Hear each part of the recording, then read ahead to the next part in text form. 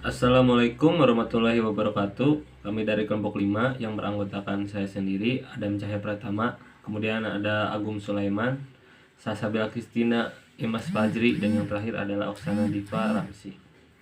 Di sini kami akan menjelaskan tentang Pancasila sebagai nilai pengembangan ilmu. Yang pertama, kita harus tahu dulu apa pengertian ilmu dan pengetahuan. Ilmu adalah berasal dari bahasa Arab yaitu alima yang berarti pengetahuan. Dalam bahasa Indonesia juga ilmu ekuivalen dengan kata sains yang juga berarti pengetahuan. Namun ilmu sendiri mengandung 3 kategori.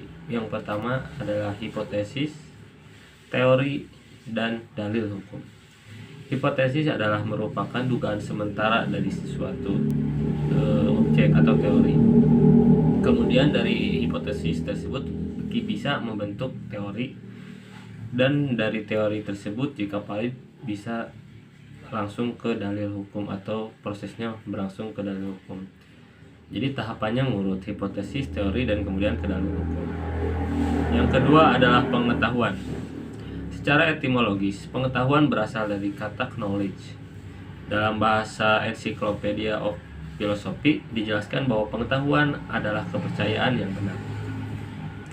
Nah, kita sudah menjelaskan antara ilmu dan pengetahuan dari zaman pra-Yunani, zaman Yunani kuno, abad pertengahan, Renaissance, zaman modern, dan yang terakhir adalah zaman kontemporer. Saya akan menjelaskan ciri-ciri dari zaman-zaman tersebut. Yang pertama adalah zaman pra-Yunani kuno. Di sini ciri-cirinya adalah manusia menggunakan batu untuk alat peralatannya. Selanjutnya adalah zaman Yunani kuno. Nah, pada zaman ini dianggap sebagai gudang dari ilmu pengetahuan dan filsafat. Karena pada zaman ini sudah tidak banyak yang percaya lagi tentang mitologi-mitologi. Selanjutnya adalah zaman abad pertengahan. Nah, pada zaman ini para ilmuwan pada masa ini hampir semuanya adalah teolog. Selanjutnya adalah zaman Renaissance, era kebangkitan. Nah, pada zaman ini adalah era kebangkitan kembali pemikiran yang bebas dengan dogma-dogma agama. Yang selanjutnya adalah zaman modern. Nah, pada zaman modern ini berbagai penemuan dalam bidang ilmiah, ada banyak penemuan di bidang ilmiah yang terjadi di zaman modern ini. Dan yang terakhir adalah zaman kontemporer, yaitu terjadi pada abad 20 hingga saat ini. Nah, perbedaannya zaman modern adalah pada masa kontemporer munculnya teknologi-teknologi canggih yang bisa membantu aktivitas manusia. Contohnya adalah komputer, internet, dan lain-lain. Perkenalkan, nama saya Agung Sulaiman, MPM 213403006. Di sini saya akan menjelaskan tentang subbab B, yaitu Pancasila sebagai dasar pengembangan ilmu pengetahuan dan teknologi. Nilai-nilai Pancasila sebagai pengembangan ilmu pengetahuan dan teknologi terkandung dalam setiap sila-sila Pancasila yang diuraikan. 1. Nilai ketuhanan sebagai dasar pengembangan ilmu. Sila pertama bunyinya, ketuhanan yang Maha Esa. Sila ini memberikan dasar bahwa iptek tidak hanya memikirkan apa yang ditemukan, apa yang dibuktikan, dan apa yang diciptakan, tetapi juga harus dipertimbangkan maksud dan akibatnya. Apakah merugikan manusia dan masyarakat serta alam sekitarnya? Lalu yang kedua, nilai kemanusiaan sebagai dasar pengembangan ilmu. Bunyi sila kedua, kemanusiaan yang adil dan beradab. Sila ini memberikan dasar-dasar moralis, bahwa manusia dalam mengembangkan iptek haruslah dengan cara-cara yang beradab. Lalu 3. Nilai persatuan sebagai dasar pengembangan ilmu. Sila ketiga, bunyinya Persatuan Indonesia.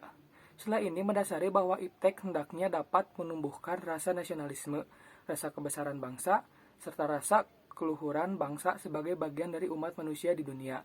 Lalu keempat, nilai kerakyatan sebagai dasar pengembangan ilmu. Sila keempat bunyinya kerakyatan yang dipimpin oleh hikmat kebijaksanaan dalam permusyawaratan perwakilan. Sila ini mendasari bahwa iptek itu haruslah bersifat demokratis. Artinya ilmuwan memiliki kebebasan untuk mengembangkan iptek. Namun ilmuwan juga harus menghormati dan menghargai kebebasan orang lain. Dan yang terakhir, yang kelima, nilai keadilan sebagai dasar pengembangan ilmu. Sila kelima bunyinya keadilan sosial bagi seluruh rakyat Indonesia. Sila ini sebagai dasar dalam pengembangan iptek dalam menjaga keseimbangan keadilan dalam kehidupan kemanusiaan. Perkenalkan, nama saya Imas Fajri, NPM 213403127. Di sini saya akan menjelaskan urgensi kedudukan Pancasila sebagai dasar pengembangan IPTEK dan ilmu akuntansi Pancasila. Urgensi kedudukan Pancasila sebagai dasar pengembangan IPTEK. Yang pertama, urgensi Pancasila sebagai dasar pengembangan ilmu. Yang dimaksud bahwa pemahaman dan pemikiran keilmuan untuk kepentingan bangsa harus berlandasan kepada nilai-nilai Pancasila, karena masyarakat yang menjadi tujuan berdirinya NKRI pada hakikatnya adalah mewujudkan masyarakat yang Pancasialis, yang mewujudkan dapat diketahui melalui sikap, tekad, semangat, dan disiplin, tanggung jawab yang dilandasi dan sekaligus bermuara pada jujur dan kejujuran dalam mengelola kehidupan bermasyarakat, berbangsa, dan bernegara. Yang kedua, alasan diperlukannya Pancasila sebagai dasar pengembangan ilmu. Yang pertama, kerusakan lingkungan yang ditimbulkan oleh IPTEK baik dengan dalih percepatan pembangunan daerah tertinggal maupun upaya peningkatan kesejahteraan masyarakat perlu mendapat perhatian yang serius. Yang kedua, penjabaran sila-sila Pancasila sebagai dasar nilai pengembangan IPTEK dapat menjadi sarana untuk mengontrol dan mengendalikan kemajuan IPTEK. Yang ketiga, nilai-nilai kearifan lokal yang menjadi simbol kehidupan di berbagai daerah mulai digantikan dengan gaya hidup. Yang ketiga, dinamika dan tantangan Pancasila sebagai dasar pengembangan IPTEK. Menurut saya, Pancasila merupakan dasar negara atau ideologi negara. Masyarakat Indonesia menjadikan Pancasila sebagai pedoman dari norma-norma hukum di Indonesia. Pada saat reformasi, Pancasila sebagai dasar nilai dalam pengembangan ilmu lebih bersifat apologis, karena hanya memberi dorongan pada kaum intelektual untuk menjabarkan nilai-nilai Pancasila lebih lanjut. Sumber sosiologis Pancasila sebagai dasar nilai dalam pengembangan ilmu ditemukan pada sikap masyarakat yang sangat dimensi dengan ketuhanan dan kemanusiaan. Selanjutnya, saya akan menjelaskan ilmu akuntansi Pancasila. Akuntansi sebagai ilmu pengetahuan yang juga memiliki profesi adalah sebuah sendi yang sangat penting dalam keberlangsungan sebuah negara. Pengelolaan keuangan adalah salah satu kunci utama dalam kemajuan sebuah negara.